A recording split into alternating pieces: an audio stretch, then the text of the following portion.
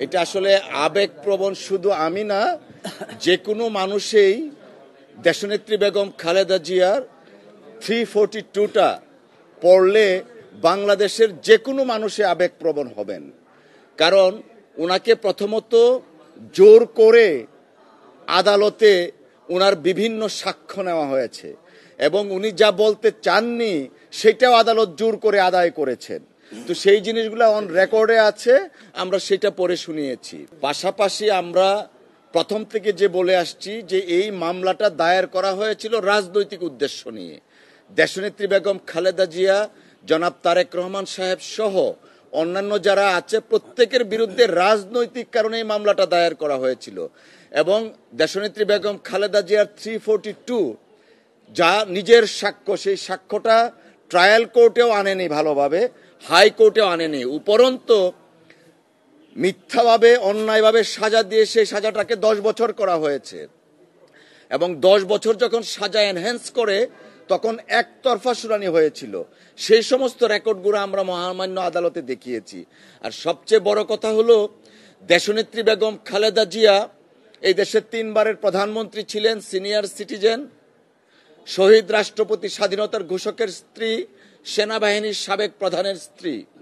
তাকে নিম্ন আদালতে, অর্থাৎ সিনিয়র যে কথাটা বলেছে, মাদ্রাসায় যে একটা কোর্ট বসিয়েছিল পলাতক শেখ হাসিনা, সেই আদালতে দেশনেত্রী বেগম খালেদা জিয়ার উপরে যেভাবে ট্রিটমেন্ট করা হয়েছে, সেই ট্রিটমেন্টটা আপনারা দেখেছেন সাংবাদিক ভাইয়েরা। ওনাকে কখনো বসতে পর্যন্ত দেওয়া হয়নি। সেই জিনিসগুলাই আমরা আদালতে তুলে, আমরা নিজেরাও আইনজীবী হিসাবে ভিকটিম ছিলাম, তখন আমাদেরকে যেতে দেওয়া হতো না। সেই বিষয়গুলো আদালতের নজরে এনেছি এবং মামলাটা কোনো অবস্থাতেই চলে না, দায়ের করা যায় না। যে কারণে সিনিয়র অ্যাডভোকেট সহ আমরা আদালতের প্রতি নিবেদন জানিয়েছি এই মামলা ভয়েড অ্যাব ইনিশিও, অর্থাৎ শুরু থেকে অকার্যকর। এবং আমরা প্রত্যাশা করছি আদালত, মহামান্য আদালত সকলের বক্তব্য শ্রবণ করেছেন, ন্যায় বিচার করবেন। আমরা ন্যায় বিচার প্রত্যাশা করছি। পাশাপাশি ভয়েড অ্যাব ইনিশিও, অর্থাৎ এই মামলা যে চলে না, সেই প্রত্যাশা আমরা করছি ইনশাল্লাহ। না, এইটা আসলে নাটকীয়তা না।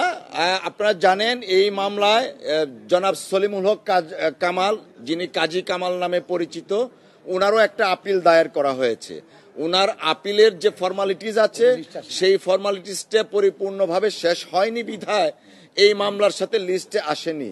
তো আদালত, আমরা আজকে আইনজীবীর কাছ থেকে শুনেছি আগামী রবিবারে সমস্ত ফর্মালিটিস মেনটেন করা হবে এবং আগামী মঙ্গলবারে পার্টার হিসাবে এই মামলার সাথে ওই মামলাটাও আসবে। এটা আসলে নাটকীয় কোনো কিছু না। হয়তোবা আদালতের আইনজীবীদের পদ্ধতিগত কোনো ত্রুটি থাকতে পারে, ত্রুটিও না, হয়তো কোনো একটা হয়তো পদ্ধতিগতভাবে ওনাদের কিছুটা একটু বিলম্ব হয়েছে, কোনো নাটকীয় কোনো কিছু না। জি, আমাদের দেশনেত্রী বেগম খালেদা জিয়া সহ অন্যান্য যারা আছেন, অর্থাৎ আমাদের আর্গুমেন্টই ছিল ভয়েড অ্যাব ইনিশিও, এই মামলাই চলতে পারে না, আগাগোড়া কখনো এই মামলা চলতে পারে না। এবং আজকে আমরা এই বেসিসে আর্গুমেন্ট দিয়েছি, আমাদের আর্গুমেন্ট শেষ। যদি প্রয়োজন পড়ে তাহলে হয়তো দেখা যাবে।